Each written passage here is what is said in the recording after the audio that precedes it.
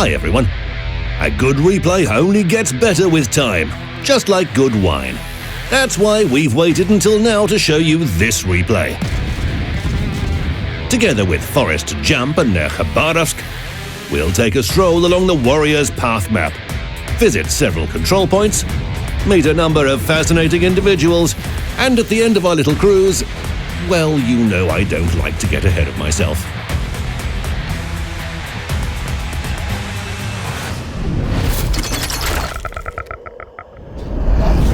The interesting part began when our hero dealt so much damage to Kiev that it hastily retreated.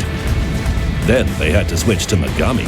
In their spare time, our Khabarovsk launched torpedoes into the strait and returned to the Japanese. Small, frequent, irritating, but effective nagging. Meanwhile, 3 of our torpedoes finished off Chapayev, and Megami apparently saw something very interesting near that island. So interesting that it just couldn't leave. The teams divided points A and B fairly, but the neutral C point haunts the mind of our hero.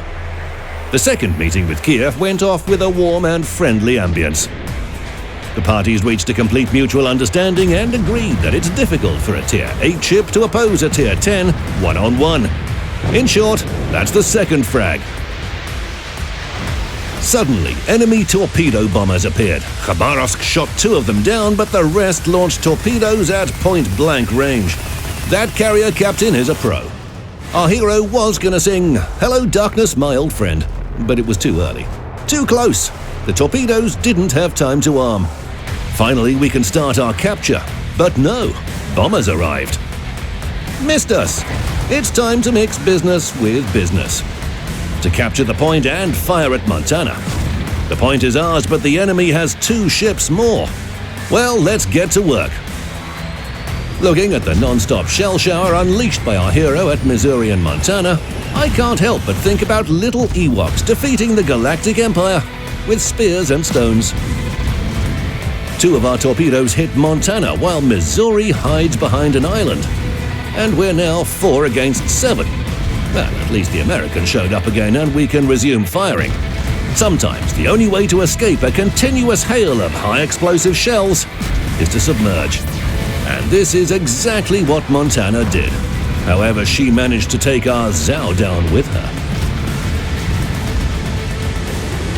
Yes, 3 against 6 doesn't look very promising. Wait, 2 against 5. And a couple of seconds later, alone. All alone. Now that's a bummer. And the enemy has a lead of more than 300 points. Not funny at all.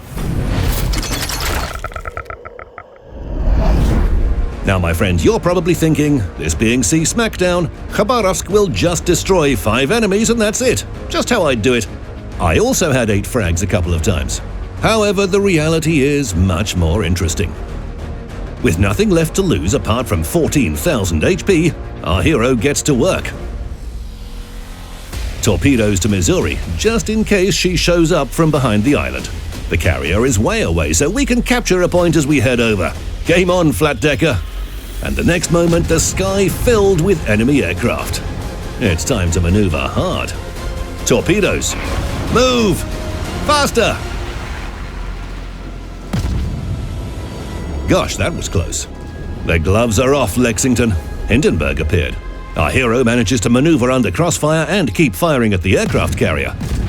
Our torpedoes finally reached Missouri and, at the same time, Lexington burned down.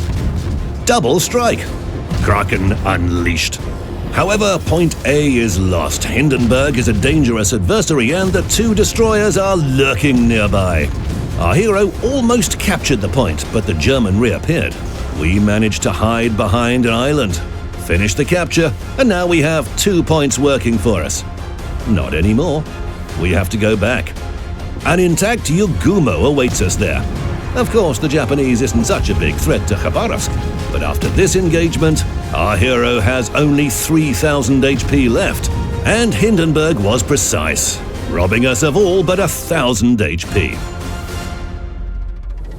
Our team is losing by score. We're lagging behind by just 40 points, but the battle ends in 90 seconds. Time moves slowly but inexorably, and now we're in the lead. We need to hold out for only 30 seconds more. But Hindenburg appears and starts capturing a point. 20 seconds until the end. Attack! We fire and decap the point. The German replies in kind. One hit and we're done.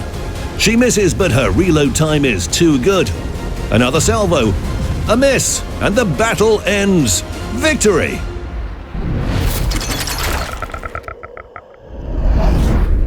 That was intense to say the least. I can only imagine the emotional roller coaster that our hero just went through. 446 hits, 246,000 damage, 8 medals. They'll have something to tell their grandchildren. If you, my friend, have something that spectacular to share, don't wait for grandchildren. Send it to me now.